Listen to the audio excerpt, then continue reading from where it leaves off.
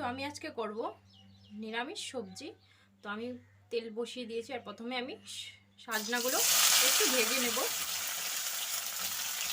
তো সাজনাগুলো ভেজে তুলে নেব, হালকাই ভাজবো, বেশি ভাজবো না। তো একটু নুন দিয়ে দিচ্ছি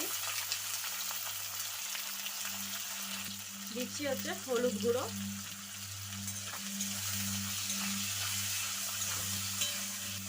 তো এটা হালকা ভেজে তুলে নেব।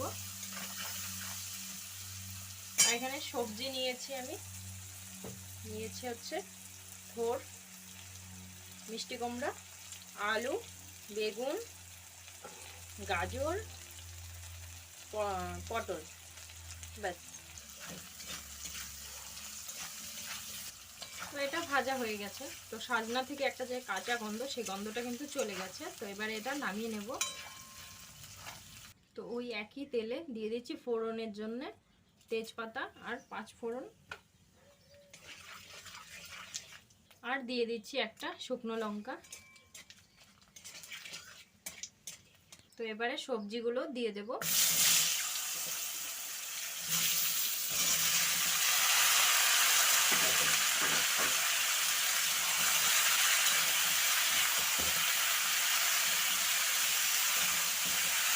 আমি বেশি কিছু সবজি দিইনি, তো যে কয়টা ছিল বাড়িতে দিয়ে দিচ্ছি নুন, দিয়ে আবারও একবার ভালো করে নাড়াচাড়া করে এবারে ঢেকে দেব। তো এবারে ঢাকা দিয়ে দিলাম। তো ঢাকাটা সরিয়ে আবার একবার নাড়াচাড়া করে নেব।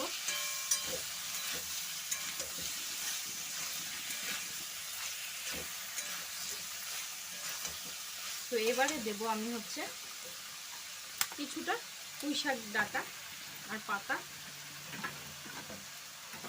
তো প্রথমে দিলাম না, কারণ পুঁই শাকের পাতাটা যখন বেশি মজে যাবে তখন কিন্তু ভালো লাগে না, আর পুঁই শাকের যে একটা সুন্দর একটা গন্ধ, সেই গন্ধটাও কিন্তু থাকে না, তার জন্য একটু পরে দিলাম।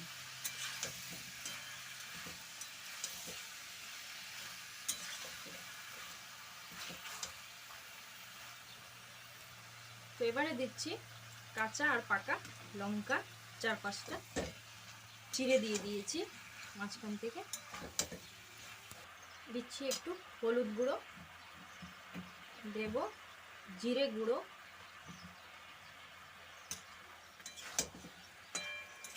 আবারও একবার ভালো করে মিশিয়ে নেব। আবারও ঢাকা দিয়ে দেব।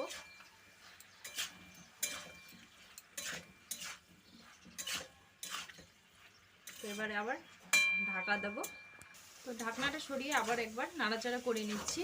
তো এবারে দিয়ে দেবো সাজনাগুলো। তো সাজনাগুলো ভেজে রেখেছিলাম, সেগুলো দিয়ে দেব। তো সবজিগুলো কিন্তু সেদ্ধ হয়ে গেছে।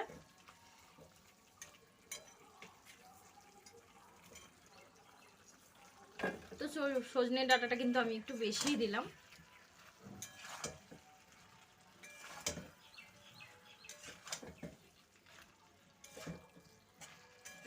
তো এবারে আমি দিয়ে দেবো একটু মিষ্টি, মানে চিনি দিয়ে দেবো। তো নিরামিষ সবজির মধ্যে কিন্তু একটু মিষ্টি না হলে ভালো লাগে না। তো দিয়ে দিচ্ছি একটু চিনি। তো এবারে আবারও একটু ঢাকা দিয়ে রাখবো।